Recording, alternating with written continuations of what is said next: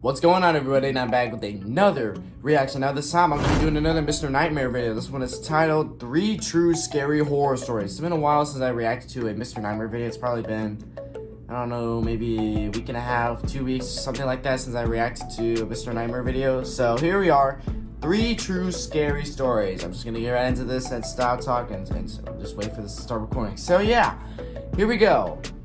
Let's get into some fucked up shit. True Scary Stories. Story 1, Annoyance. When my dad was around 50, he got an African Grey. He always loved parrots his whole life, so I was happy for him to get one after his retirement. He named the bird Kevin.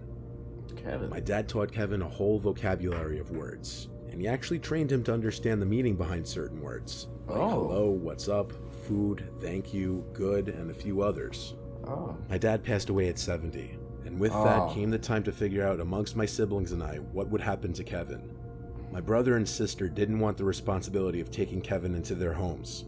Plus their spouses were against it too. But I couldn't bear the idea of giving him away to a new home.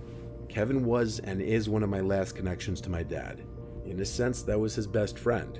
So I decided I would take him into my home. What an amazing man. I would do the exact same thing if my dad had a parrot. I would love him. I would love to bring him in, honestly. Put his cage in the den of my house. My house doesn't have a basement, so the den is considered the lowest level of the house. Kevin is a moderately noisy bird. He could be a chatterbox some hours of the day, usually earlier on. But later in the day and at night, he quiets down.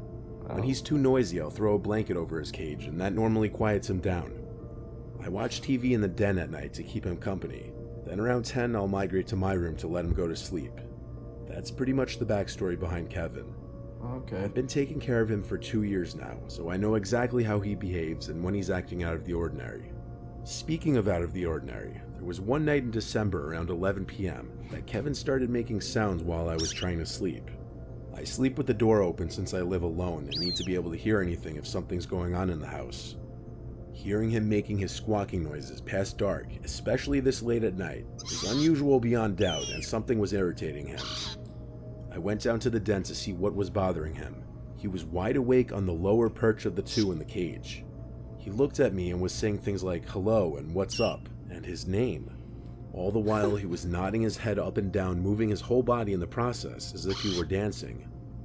I tried to feed him, but he didn't eat, so I covered him with the blanket hoping he would stop. I was in the kitchen when I stopped inside because he was still making the noises, and I had a feeling he wasn't going to stop. Having work the next day, I couldn't afford to lose sleep because of him. I really didn't know what to do. I'm still to this day not exactly a bird expert. I went back downstairs and uncovered him. He was still doing his little dance, bobbing his head and body and making his distressed sounds.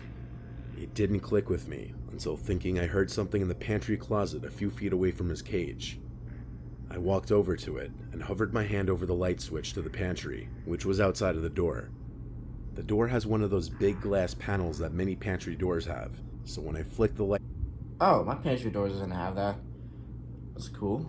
Switch, I saw the outline of a body on the inside. My fight or flight response kicked in, and I chose fight. I opened the door screaming, trying to get my adrenaline rushing, and I grabbed the man in the pantry closet out and threw him to the floor. He tried to fight back, but I easily overpowered him and had him in what I could best describe as a chokehold. He was a 50-something-year-old homeless-looking man with a smell to match it. I yelled at him, "Who are you? Why are you in my house?" He tried grabbing my face to possibly gouge my eyes or something, but I continued to wring his neck and punch him. During all this, Kevin was going berserk in his cage.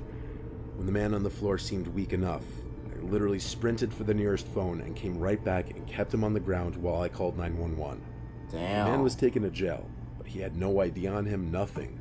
He was homeless and had nothing to his name, and as such he was considered what some people call judgment-proof, meaning even if I tried to sue him, I wouldn't get anything from him. He had raided my pantry closet that night and had opened jars of peanut butter, boxes of cookies and crackers, and all sorts of other... Yeah, if someone did that, then yeah, someone's gonna have a bloody nose. ...boxed and canned foods. If it weren't for my dad's parrot, I don't know what else that man would have taken or done in my house. Yeah, that parrot literally saved your life. Even though, like, some parrots, it'll be hard to like understand them sometimes. Like, I remember like years ago, me and my parents would like go to this lady's house. She's like pretty old, like she's like a really old lady. I don't want to sound rude saying that, but like she is. Like, I remember we'll go over to her. Why do I keep messing up my words? We will go over to her house, spend time with her, talk, and all this stuff. And she has a cage full of like, not full, but like has like a couple of birds inside of it. There might be parrots in there. I don't know. But like every time I walk into that room, they just start like, jumping, just like flapping their wings and stuff like that. It kind of scared me at that time because like, I didn't know anything about birds. I didn't know anything about like, bird keeper or whatever the hell. So yeah, it kind of freaked me out every time I go into that room and see those birds. I don't know if they are parrots. I don't remember. I haven't been in that house for years, like years. I'm grateful for Kevin, and I like to think part of my dad is watching over me and that bird. Story 2 by Quay Parlor. Parlor? This story takes place when I was a junior in high school. For context, here's a little background information. Back in the day, I was a pretty involved student, took all the hard classes, and was in a few varsity sports. In one of these ways, I wish I was like that. I wish I was like in advanced classes and varsity sports.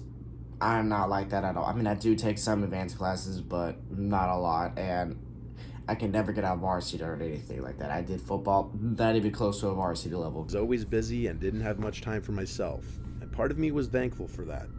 It provided me an escape from a world where my parents had recently parted ways and my older brother had just gone to college.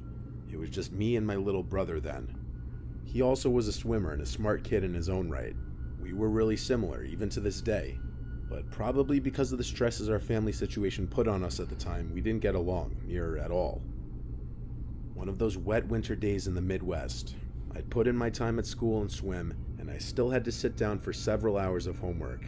This time I had... Actually, I wish I didn't have advanced classes a lot. I'll just have like 1 or 2. Because I don't have to deal with homework and stuff like that. Fuck that. to write an essay for some advanced class that I wasn't really interested in. I dropped my swim bag at the door when I got home and looked around my house to see if anyone was home. Empty. Dad must be out with Reese at swim practice. His club team had the slot at the pool after the high school team was done. I popped in a mouthful of Cheez-Its and headed down to the basement to my office to get some schoolwork done. The house was a middle-class 2-story with an unfinished basement, with the exception of what I referred to as my office. From a career past, my dad used to work from home, but no longer did. I was the only one who used this place, so my family, or what was left of it, just called it Quinn's office. So I made my way across the concrete floors and unattached carpet samples down there to the one finished-out room in the basement. I flicked on the CFL light. It was like any other night after practice. I still had hours of homework to do. So I turned on the computer and started typing away.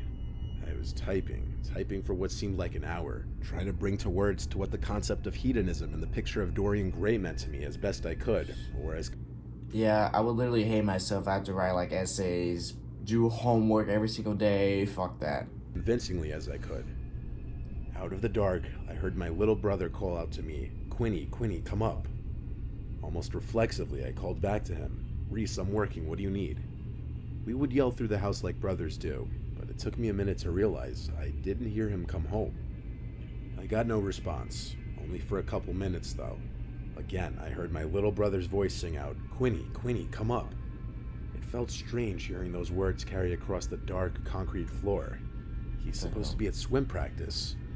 I called back out to him, asking if he needed anything, but again, I received no answer. I thought about just starting my essay again, but the family situation was delicate at best, and I didn't want to be in trouble if my little brother actually needed something. I made the decision to get up and go find out for myself. I bounded up the basement staircase, the only way a high schooler can, and I called out again for my brother. "Reese, what's up? I'm really busy." I checked all around the main floor looking for my little brother, or even signs he was home. No shoes, no backpack, so he wasn't home, and there was no car in the driveway either.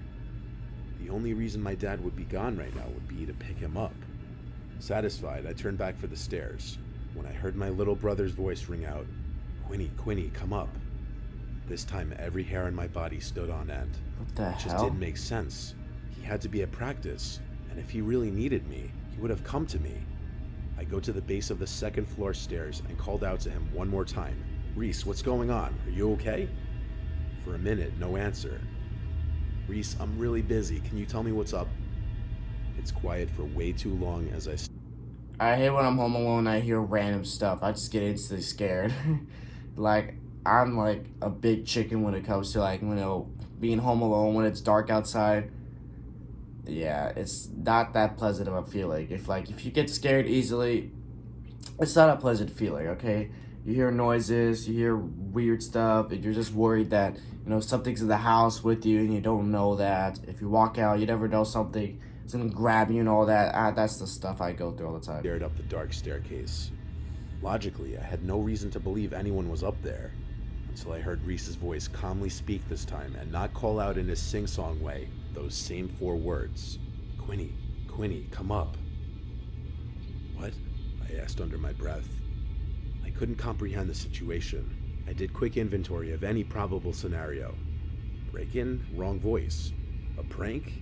I would have seen something at this point. It had to be Reese, and maybe helping him would make me a good brother. So I began up the stairs. My heart pounded with each step, and I was about to make the landing to the dark second floor. Then I heard the buzz of the garage door motor. I ran back down the stairs and looked out the window. It was my father's sedan, and him and my little brother got out. I stumbled from the window to the hall where they would enter, and I felt my heart almost stop beating. I collapsed on the floor and just started to cry uncontrollably. What the hell? I don't know if that's him traumatized or what. Because whenever I'm traumatized, I would hear just random stuff and just by ear when really it's not there. At my job, I have a lot of takeout orders to do sometimes, and I would hear the phone, DoorDash, ding ding ding, all this shit, and I would hear it randomly, even though it's I know it's not happening. I would hear it, and it's I don't know. Michael White. This was 15 years ago now when I was a kid. I was with my best friend Jackson at some abandoned family resort or bungalow colony type place in New York. It was off a main road and then down a private dirt path driveway entrance, and it was a rather large property with a bunch of old abandoned buildings including at least 10 small bungalows, a main hall, a few bathroom stations, and an indoor pool house. Along with that was an outdoor pool, a shuffleboarding area, and a kid's playground. Everything was old, run down, and with tall, overgrown grass growing over it. We found this place accidentally one time walking down Route 209, but we didn't explore it that day. We came back another night. By the time we went, it was past sunset. The sun was kissing the sky goodnight. It was getting very dark, but we didn't want to come during the day in fear of getting caught and getting charged with trespassing. But at the same time, I would not go at night, okay? Going in abandoned places at night, hell no. Long walkie-talkies and flashlights with us to communicate to each other when we'd split up. We started looking around the bungalows together. Most of them looked the same and were relatively small. 1 or 2 beds each, a small kitchen, and 1 bathroom each. Some of them had these little living room areas.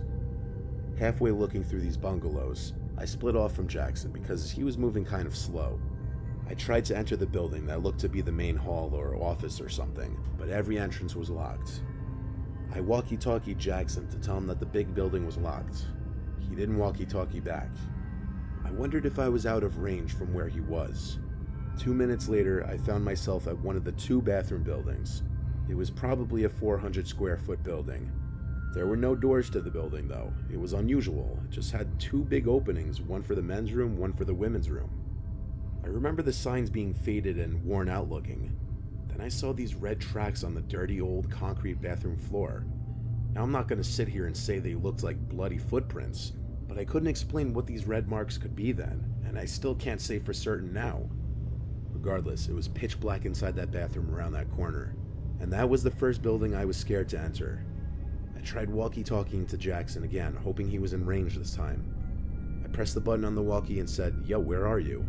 When I let go, I heard the beep sound that the receiving walkie makes after getting a message.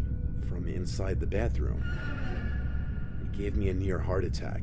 Then The I hell? thought Jackson must already be in there, hence the red-looking footsteps. I called his name, and it echoed into the bathroom. I was actually about to step into the bathroom thinking he was hiding from me, pranking me, when I heard Jackson's voice call out from the distance behind me, outside in the darkness of the night. I heard him getting closer.